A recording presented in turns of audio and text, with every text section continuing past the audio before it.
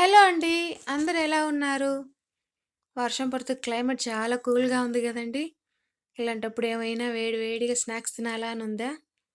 అయితే ఈరోజు మీకోసం ఎగ్ కాజూరి ఎలా చేయాలో చూపించబోతున్నాను. ఇవి వారం రోజులైనా అస్సలు పాడవ్వండి. ఒకసారి ట్రై చేసి చూడండి. చాలా టేస్టీగా ఉంటాయి.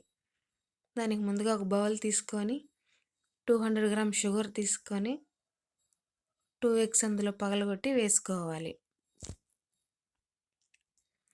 తర్వాత యాలకుల పొడి, ఫుడ్ కలర్, కొంచెం సోడా ఉప్పు,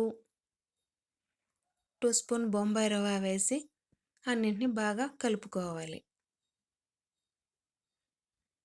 తర్వాత కొంచెం వాటర్ వేసుకొని చక్కెర అంతా కరిగేంత వరకు బాగా కలుపుకోవాలి. తర్వాత అరకిలో మైదా తీసుకొని మనం బీట్ చేసి పెట్టుకున్న ఎగ్ మిశ్రమాన్ని అందులో వేసి చపాతీ పిండిలాగా కలపాలి. మూత పెట్టి అరగంట సేపు పక్కన పెట్టుకోవాలి.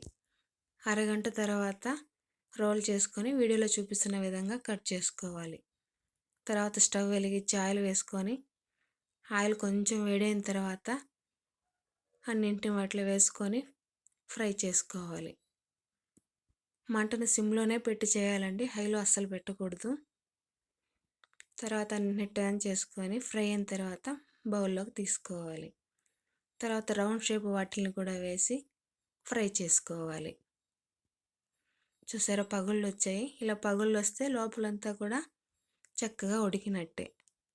మిగతా వాటిని కూడా ఇలాగ ఫ్రై చేసుకొని సర్వింగ్ బౌల్లోకి తీసుకుంటే ఎంతో టేస్టీగా ఉండే ఎగ్ కాజూర్ రెడీ. వీడియో నచ్చితే లైక్ చేయండి, షేర్ చేయండి. Thank you for watching.